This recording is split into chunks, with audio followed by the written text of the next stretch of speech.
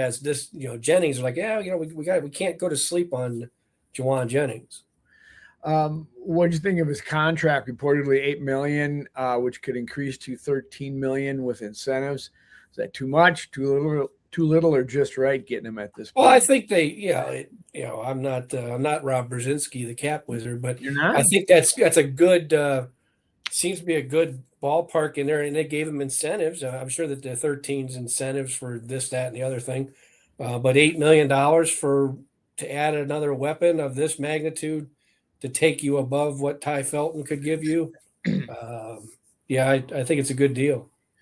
I was, of course, comparing him to Jalen Nailor, who left in free agency. He was our third wide receiver 3 last year.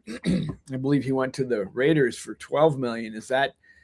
Is this a good deal, or could they just have paid Nailor $12 million and kept him in the house? Well, I mean, as Rob Brzezinski was telling us during the Jonathan Goddard, there's a pie there. It's a real cap. The cap is real.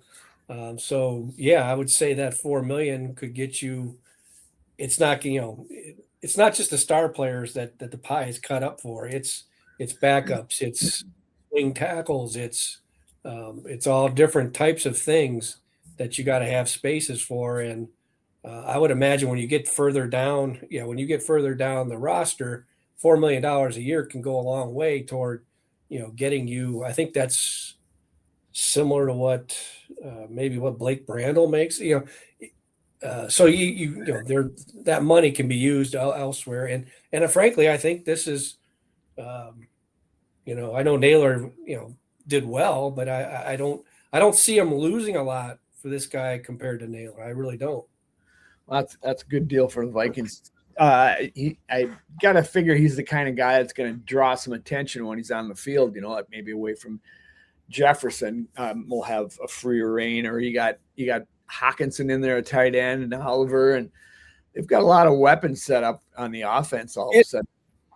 And it works out and it helps having Justin Jefferson. I mean, Justin Jefferson's going to want his numbers and everything, but he's not. He is not as great as he is. I mean, they're very fortunate, I think, in that they don't have a selfish number one star player. I think he does want to win. Now, granted, if he gets to week 16, he's only got 10 receptions. Could be a different story, but he sees, Justin Jefferson as a football player, not just a, football individual. He's, I think he gets the grand scheme of things. If teams are doubling him, other people step up and stuff like that, and vice versa. So it's a good. Not only do they have one of the best weapons in the league, but they got an unselfish guy, which I think is really good for them. Can they handle a third JJ on the roster? That's a good question. Yeah, we've already had. Justin Jefferson hasn't been called JJ in a couple of years, so now he hasn't. You're right. I don't know if this guy will raise to the level of just having initials, though. So. Okay. Like you, MC. That's what we call you, right? MC. Yeah. You're the MC. Mark Craig. No, never mind. All right. Well, there's Vikings had mini camp, and they did sign 8 of their 9 draft picks that they took on the draft a couple weeks ago, and all 8 of them were signed except for Jake Golday.